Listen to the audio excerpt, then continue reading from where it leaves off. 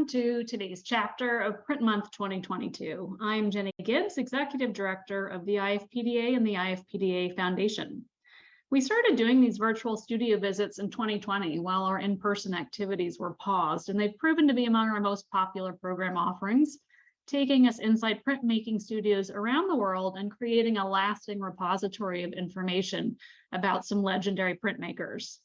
Today, we have the great pleasure of visiting with Tamarind Institute at the University of New Mexico in Albuquerque, New Mexico, with Director Diana Gaston, Master Printers Valpuri, Remling, and Brandon Gunn, and Gallery Director Kylee, Aragon, Wallis.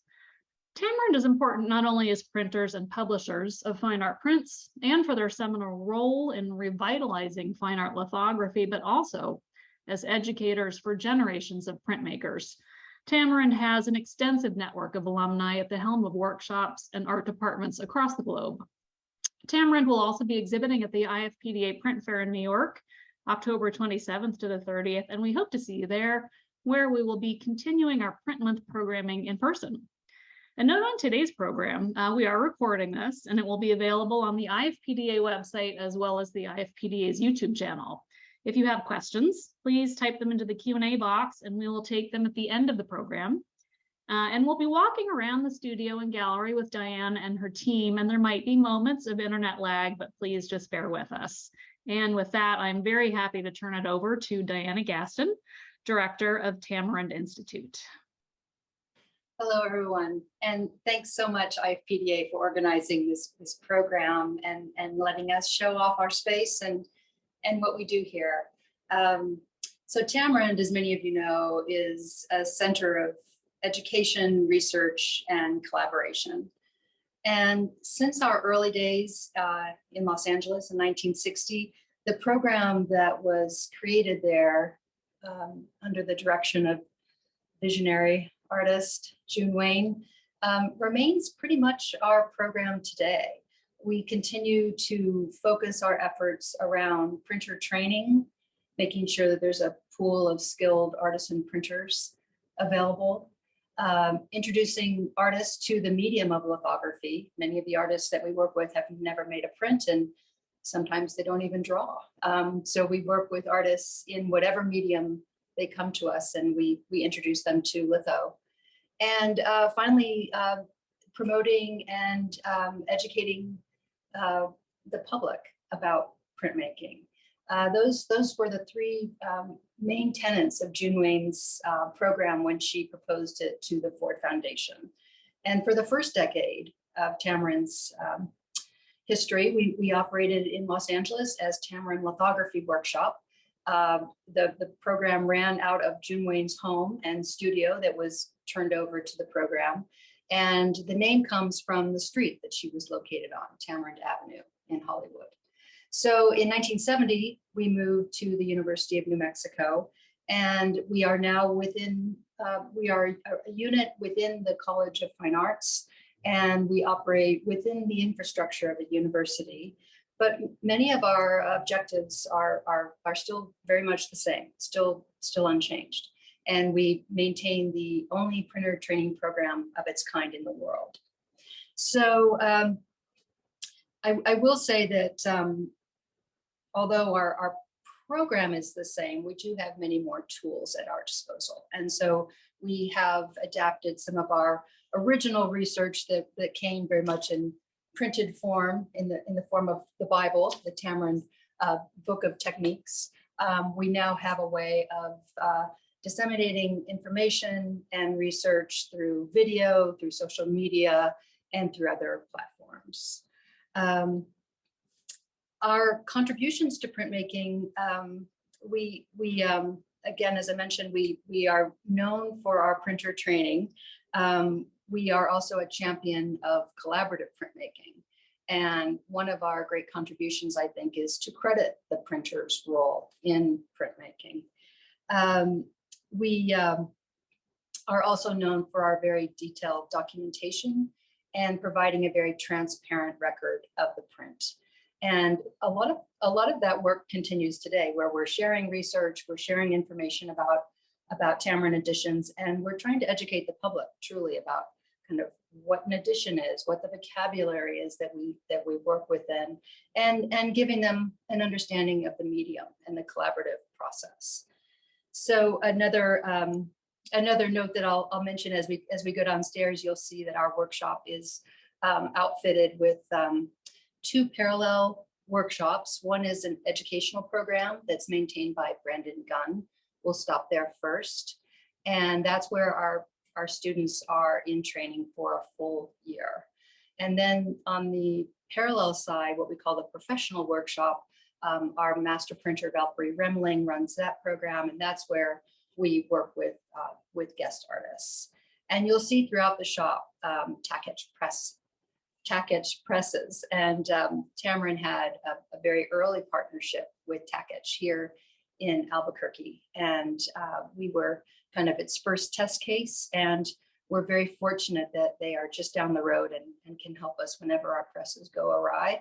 But that partnership of Tamarind and Tacketch kind of working together to perfect the press is very much in keeping with the kinds of industrial partnerships that we maintain and our work to promote printmaking, but also to disseminate our research and our knowledge. So I'm very excited to share the workshop with you. I'm going to ask Sherry there at Control Central to turn it over to a video that will give you a little bit of insight into the printer training program and why students come to work with us at Tamarind. So I'll see you downstairs in the workshop.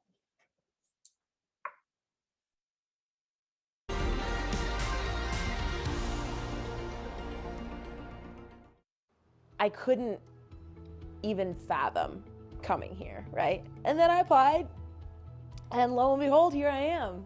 So I think what surprised me the most was just we really went after it day one. You know, that's why I'm here. I was here to learn, and my God, I have learned.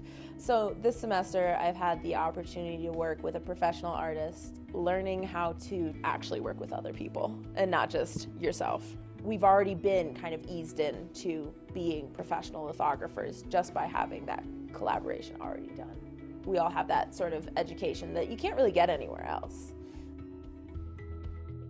The Tamarind training program is everything I ever wanted. From like any sort of printmaking course or any sort of art school course, I always just wanted just that full immersion, and that's what you get. One of the most important things for me in picking Tamarind was that I wanted another small group of people to work with, and having the same 7 people that you're with every day, it's like being part of a family. There's a competitive factor that I think everyone keeps in the back of their brain, but we want everyone to succeed, and I think that's really important. Don't think that happens often enough. But I love everyone. Everything I learn here, I'm going to take with me for the rest of my life. And so how can I pass that on to the next generation? Because I think this process is really important to keep alive. We have to keep people inspired and excited about this process.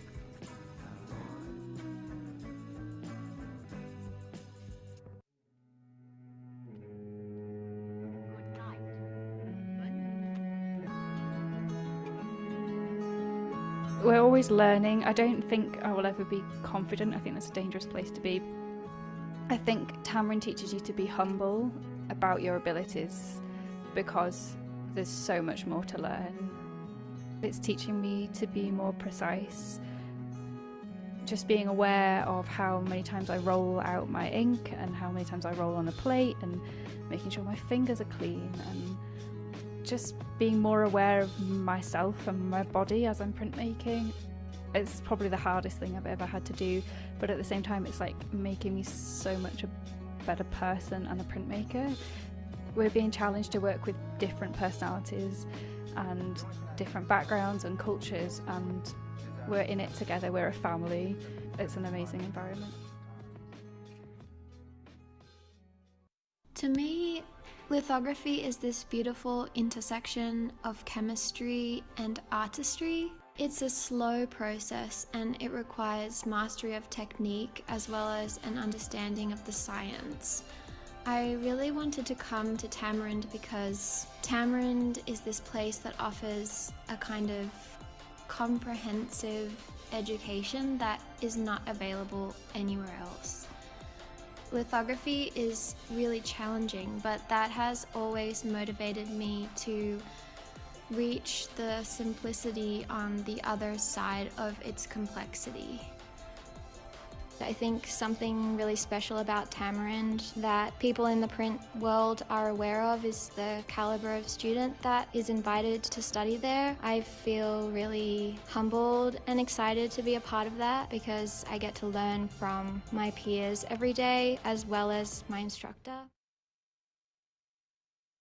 I attended a small school in northern Minnesota, Minnesota State University Moorhead. The course that I took was actually like an intermediate lithography course, and it was from that moment that I knew that lithography was something that I wanted to do for the rest of my life.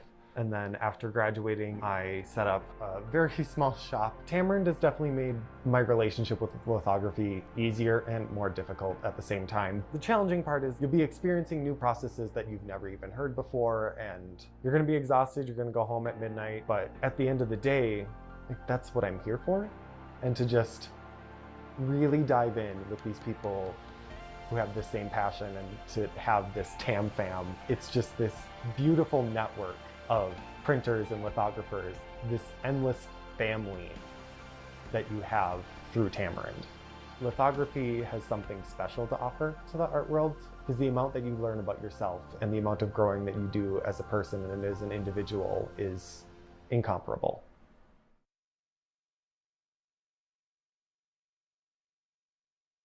Great. So as you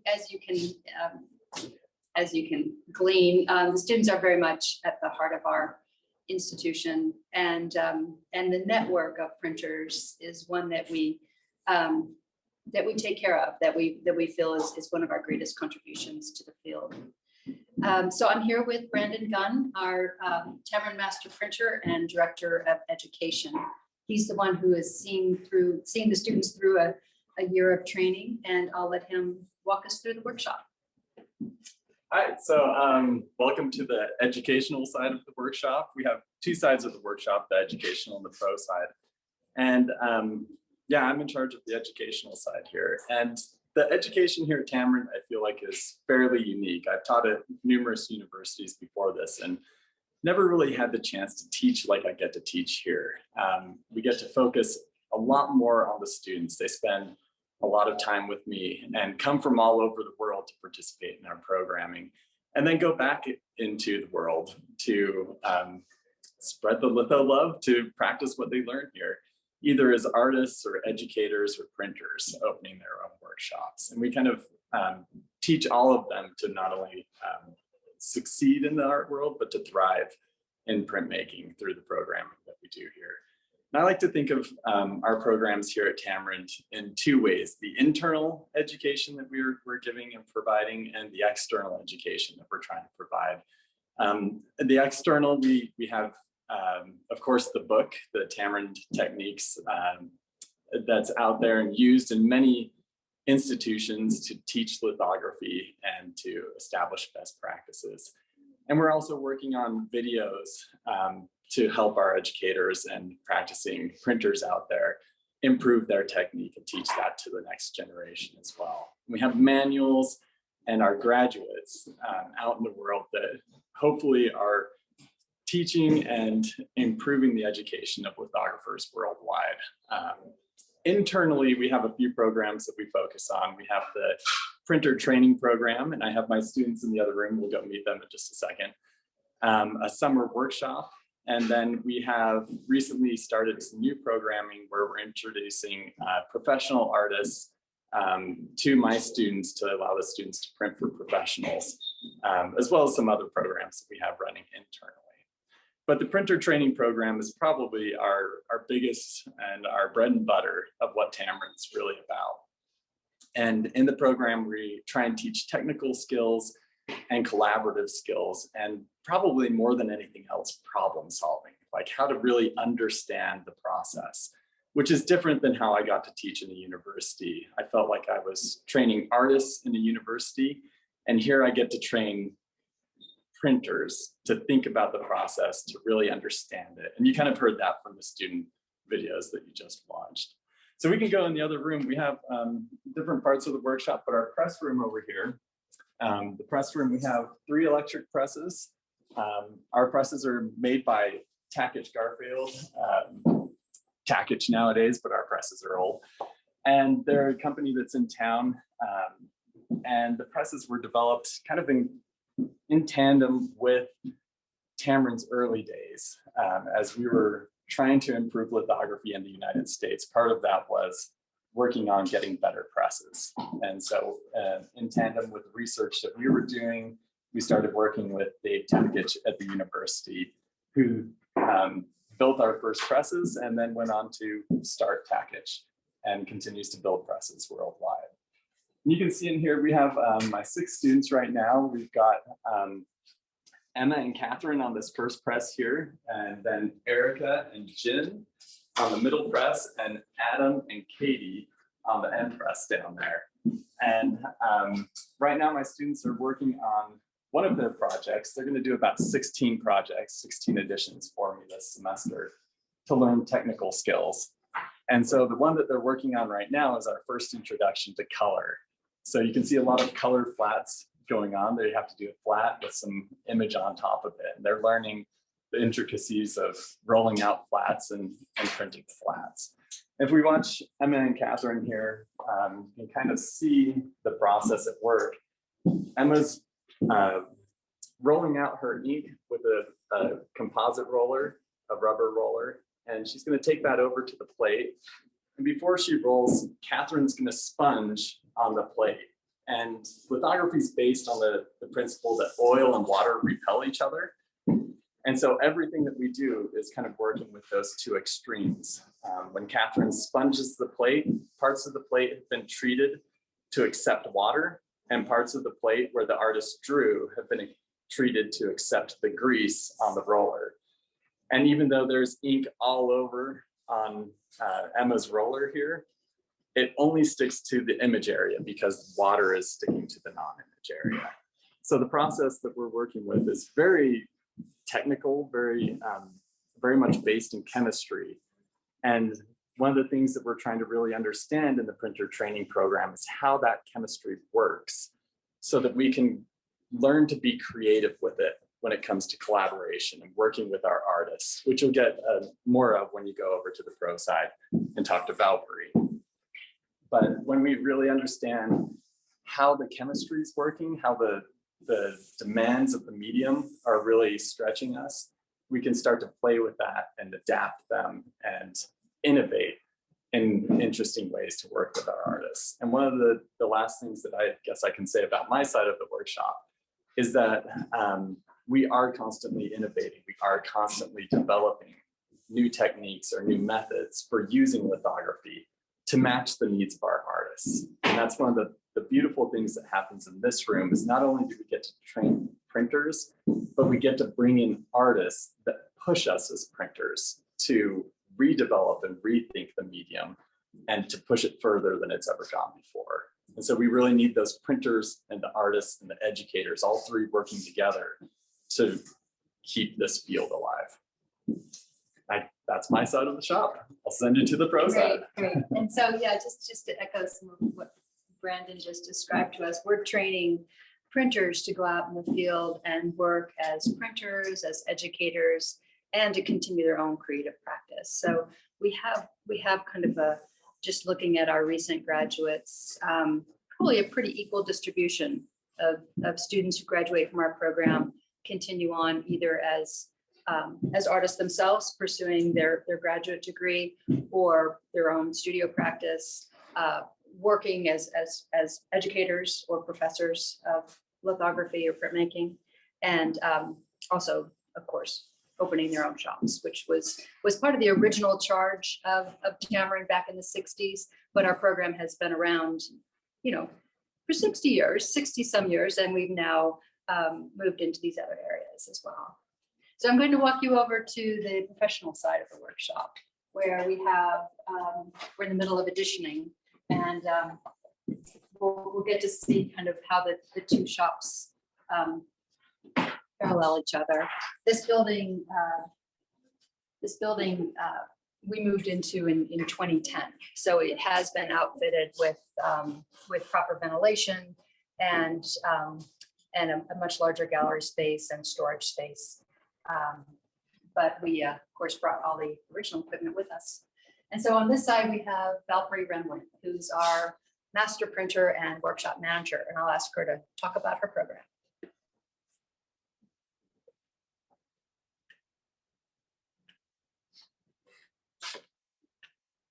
Hi.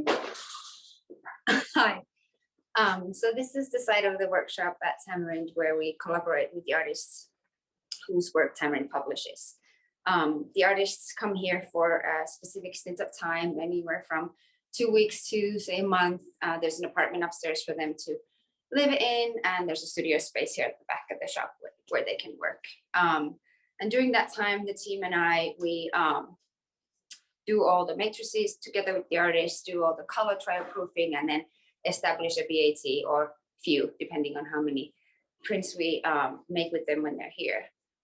In between those collaborations, we edition the work that we've proofed, as well as conduct research on lithographic mediums, materials, techniques, whatever the interest of the current staff is at the moment.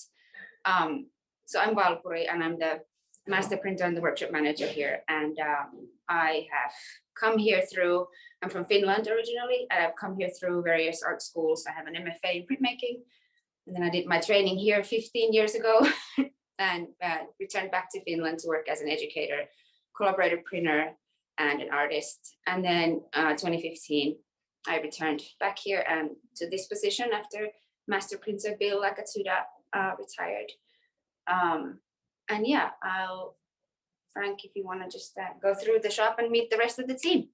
We will be seeing a little video in a moment of one of our projects that's underway. It's just so much easier to show a video than to try to explain the process.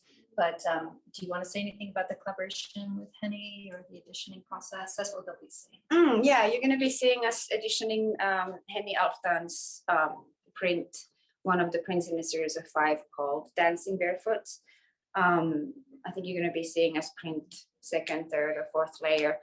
Couldn't print the 5th layer today, a little too wet, so we had to push back and do that tomorrow, but you'll see it on the video. It's a beautiful photo lithograph created last year here. Thanks. Okay, so I'm just going to kind of make my way around the shop walking backwards. This is Lindsay Siglon, who's our senior printer. Maybe you could talk a little bit about your training here. Hi, yeah. So I came to Tamarind after getting my BFA at UNC Asheville. Came here and did the PTP in 2020. And then I stayed on another year to work as the Tamarind Master Printer apprentice. So I earned that certificate last year and then stayed on for another year to kind of help out around here. And then today I'm over here just kind of like prepping for a future edition that we're going to print. A lot of hours go into the pre-press work. So just getting some inks ready, matching all the colors that the artist approved, getting those exactly right so that we'll be ready to edition.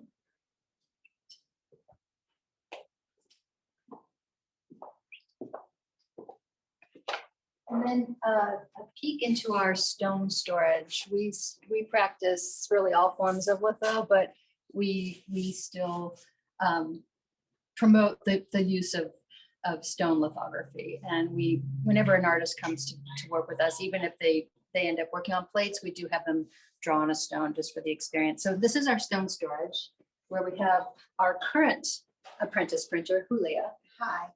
So I'm Julia Marco, and this is our stone library. As Diana was saying, we keep here limestones, both for the artist side, for the student side, and for the pro side, for artists to work on. We do work with aluminum plates and photo plates as well, and monotypes, but we also use, old school limestones. I'm now the apprentice printer this year. I first studied fine arts in Valencia, Spain. And then I did a master's degree in the Royal College of Art in London. I've done a couple of internships with Tamarind trained printers in Gaston Editions in Berlin and in Helsinki Litho. And I also did the summer workshop here at Tamarind in 2015, I think it was. Before coming here, I worked as a printer in some print editions in London, and then I came here to do the PTP program with Brandon Gunn. I graduated last year, and then this year I'm working on my TMP, Tamarind Master Printer certificate under Valpuri on the pro side. So for the rest of the year, we're going to be working for this fall. We're going to be mainly editioning a Henny Altan and Ellen Berkowitz, and then in December we will have Robin O'Neill coming for a residency, and then on the next year, at the beginning of the year, we will be working with Sonia Clark and then Jarvis Boylan. And I think that's it. That's great. That's great. And maybe just showing a shot of, we keep saying all these abbreviations. PTP is our printer training program. Yes. And do you want to say something about the stones? I mean, they're assigned to you as Well, the students are The assigned. students have assigned stones so they can work on their own projects and on their own time, and so they don't get on anybody else's way. They can plan their work ahead, grain the stones ahead that they need to, and then our pro side stones, then they're assigned to artists, so to say. So for example, this one Danny Orchot draw on this, and then that's labeled, and then the project number is labeled as well. And then once that is edition and signed, then we will grain it for the future artists, like then it be free for the next artist to use. And we keep records on every stone. They're numbered so that we can identify if they have faults or fossils or discoloration. Well, it's a natural material, obviously, so they all have their own, we call it personality, but it's like they all have characteristics. They can have fossils, they can have like a line that we might need to take into consideration before giving to an artist that we know his work is more delicate, or it depends. Yeah. So yes, they have like a little history, organic matter. Okay, so we're going to switch over to a video, which will give you a little bit of an understanding of what we call the editioning process, where we're printing the edition that the artist has signed off on. And then we'll join you again upstairs.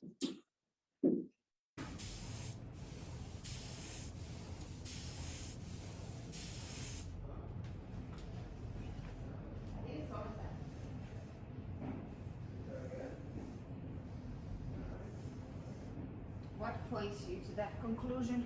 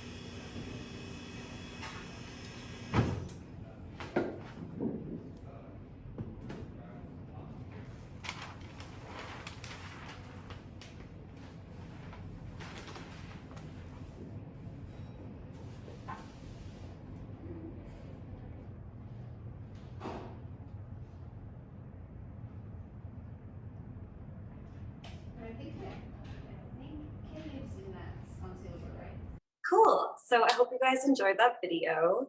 We're really excited to release those prints sometime early next year. So my name's Kylee Aragon Wallis, and I'm the gallery director here at Tamarind. So in just a few seconds, I'll take you through the gallery. And gallery is where we host artist talks and exhibitions. We usually do about 4 a year, and it really gives me a great opportunity to choose work and curate exhibitions to show what we're doing in the workshop. I really like to pick pieces that are a bit more historic and pieces that were literally just signed. I think it tells a really beautiful story about the evolution of Tamarind, and it's always fun seeing, different printers' chops on the bottom of the prints, and just tells a really, really rich history. So that's a big part of my job, is choosing work that goes into the exhibitions, and of course, pieces that go to art fairs like IFPDA. And I'll take you to the flat files and give you a little sneak peek about what we're going to show. And we're super excited. Some things we've never shown before, so they'll be premiering at IFPDA. And I can just kind of take you slowly through the gallery space. It's very bright and an area. We have really great natural light, which sometimes you can see the reflection a bit too much on the pieces, but it's such a beautiful space. And so I'll take you over to our flat files, where we host about over 8,000 prints. So we have a lot of prints that are constantly, we're constantly making and selling work. And that's another big part of my job, is selling prints. And that helps fund the PTP students downstairs. And it also brings artists to do more residencies here. So this is our curator, Ben, who's really kindly taken out some of the pieces we'll be taking to IFPDA. Here we have a more historic piece by Billy L. Bankston. It's one of my favorites. I just think the blend roll is so soft and so delicate. It's beautiful. We also have a Danielle Orchard here, and 2 Jeffrey Gibsons. And this one will be shown for the first time at IFPDA, and we're really excited about it. You'll have to come by our booth. It's so vibrant. It's amazing in person. And then, I'll hand it over to Ben, who can talk a little bit more about what he does here. Hi, I'm Ben, the curator here. So generally my task is quality control. The first thing I do is look at the edition and make sure that it's acceptably close to the approval which the artist signed. After that, I go and inspect each impression to make sure there aren't any flaws which might make it a reject. After that, we chop or line stamp each impression, arrange for the artist to sign, as well as document how the print was made and each impression in existence. Other than that, another fun task I have, some prints for storage reasons require special assembly, such as this print, which has a knitted element and a Duramount backed silver leaf safety pin, which the printers made. So for this one, we have a jig here that lines it up, and I would peel back the Duramount and line up the element behind the jig. One of the many fun tasks that I get to do. I would be remiss not to introduce our business manager, Ava Lipton Ormond, who keeps this ship running and completes our very small but very effective staff. Great, and I think we're ready to turn it over for questions.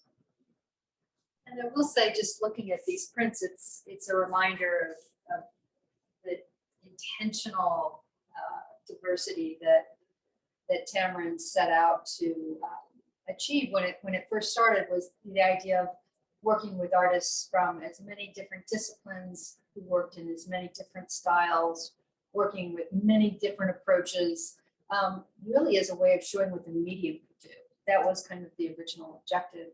And that has that approach has continued. So as a result, we have an incredibly diverse range of artists that come to work with us who work in many, many different disciplines. And you can get a sense of that here.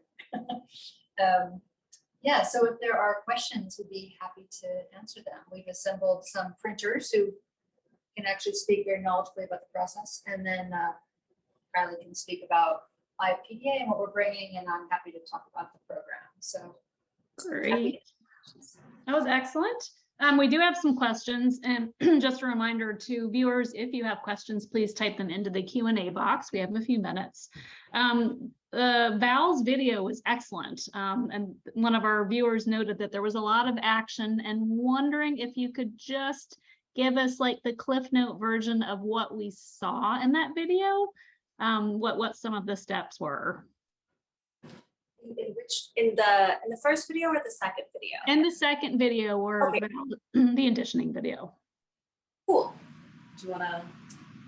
So they showed 3 runs. Yeah. So the first, I actually took that recording, so I know probably better than everyone else what was in it. So it's kind of showing the process and how many steps it takes. So in the first portion of the video, you see them put down the feet, and that's a separate plate. And then in the second part of the video, you see them print and put down the pants.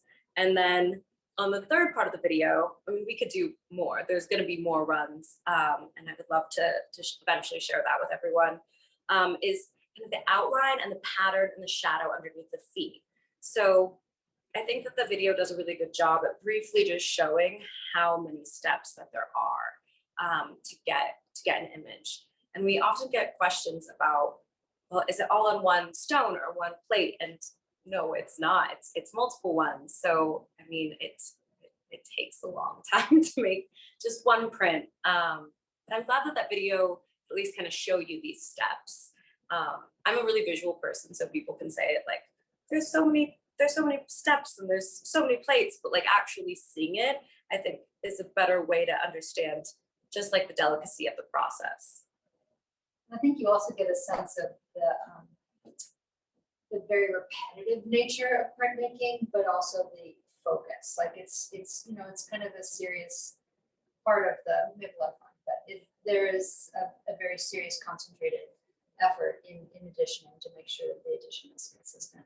Yeah. I think you really see that in the video. No, definitely. And even, you know, every print's different. And Valpuri was saying that they didn't want to get the plate wetter than they normally would, that it needed to be just the perfect amount of sponging. So it's an intuitive process. Absolutely. And I think we also captured that there were 3 different spongers during that time. Yes. Different students. And that is indicative of our program, that it's very much a hands-on program where the students are rotating in on a schedule to work with Valpuri Remling on the pro side, and you know, they're learning by doing. So we're involving them in our process. The apprentices are also, of course, very closely involved in those editions. Who made the print with the jig element that you just showed us? Oh, sorry, that was by Ellen Lesperance. The title of it is called Who Killed Karen Silkwood? Fantastic. Thank you. Let's see, we have a question from Phyllis McGibbon. She says, love seeing all of this and thanks for your generosity and effort to connect with so many print enthusiasts. I'm wondering what you might see as the biggest challenges for the medium of lithography or the institution of Tamarind moving forward. What keeps you awake at night? Love that. I think I'll hand this one over to Diana Gaston. Many things keep me awake at night. I think, you know, it's such a, Valpuri and I have talked about this a lot. I think we have we're moving into a generation of artists that are digital natives. They don't know the world before that. And there's a certain expectation, I think, of a digital image, and the kind of perfection that we see on the screen is very much at odds with the kind of handmade very slow and deliberate process of lithography. And there's just kind of an expectation visually, I think, of what a print will look like.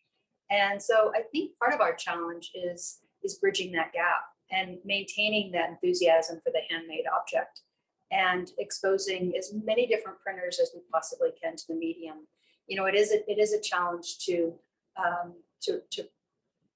diversify this field and to make sure that we have opportunities for people who want to study with us. We do have a scholarship fund. We are able to support printers in that way. And we are looking for our next round of applications January 15th. So it's really coming up. But yeah, I guess diversifying the field and keeping it relevant, keeping lithography at the forefront of makers, I think is what I would say. And I'm going to ask Brandon, what would you say? What keeps you up at night about the future of lithography, the future of the program? You know, just off the cuff. Oh, geez. Future of lithography. We're constantly fighting materials, and we're such a small branch of the art world in terms of the technical needs that we have, and we're constantly chasing the commercial industry and who we find most of our suppliers. So what keeps me up at night is usually, are we going to have the materials we need tomorrow? That's me.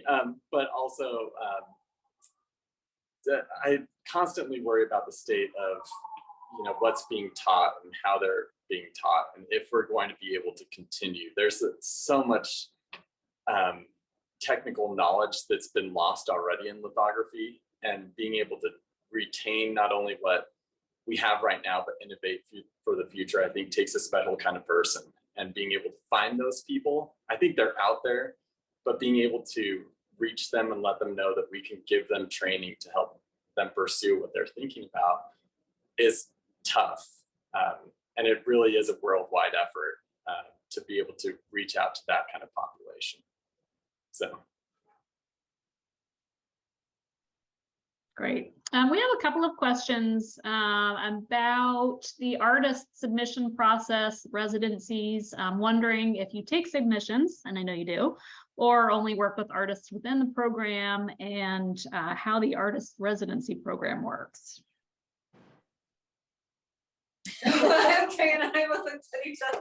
Kylie can answer this question just as well as I can.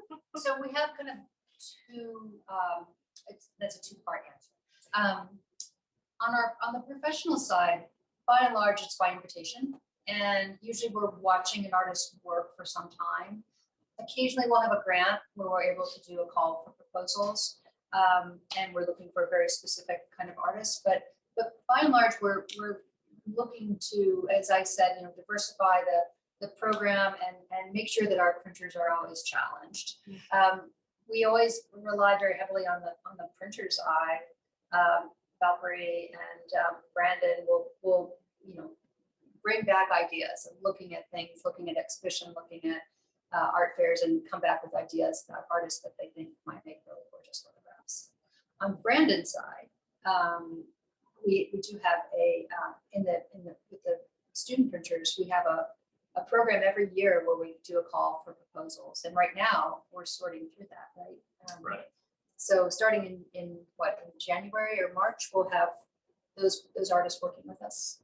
Right. So we're doing the call right now. It usually comes up in the fall every year. And then we select the artists to come in the spring semester for my students. So it's usually between February and April. And we usually pair up the students. So this year I have 6 students and we'll be taking 3 artists. So we don't get to take a lot, but it's better than nothing. So that is one way for people to get in the doors to work with our printers. That's pretty regular. Yeah. Well, one of my favorite parts of choosing, there's a group of us that choose artists that are coming to do residencies, but I always love the way Valpuri Remling talks about it. Artists will come up with these like crazy ideas, and she's like, no, we can do that.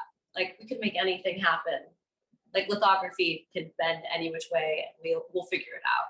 And I feel like that's so fun, just thinking about artists who might have never worked with printmaking or specifically with litho, and seeing how their work translates to lithography. I think is so exciting. I think especially for artists who have made prints before, it's kind of a deluxe experience to sit back and let the printers do the work. And for artists who've not made prints before, I think it usually adds another layer of complexity to their practice, and they inevitably go back to their studio thinking about litho or thinking about color in a different way. And so that's kind of one of our goals as well, is to just hope that we can introduce the complexity and the adaptability of litho. And you know, we often invite artists back for another residency, because that first residency is like so much information to take in, and then in the second residency they can kind of hit the ground running, know how to talk about what they're looking at. That was perfect. Go, keep going. No, I'm just standing next to these Jeffrey Gibsons, which I feel like. Yes, please. Tell us more about the Jeffrey Gibsons. 21, yeah. So 21 colors, was it 23 runs or something? It was a lot of color, a lot of runs, blend rolls, sheen collé elements. Julia, who you met downstairs, was just like tirelessly cutting everything out. Yeah, so there's so much handwork. Yeah. Frank, can you get us in there a little closer? Yeah. Thank you. And Jeffrey Gibson, very, very experienced with many different media, really intuitively took to the layers and the complexity of building the image. And then this image you're looking at now, Mighty Real, he came down one morning and said, I think I need to draw on a stone. And that's how that print got started.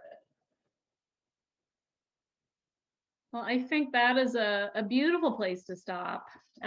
Thank you, Diana and Brandon and Valpuri and Kylee and all of the team for that amazing tour.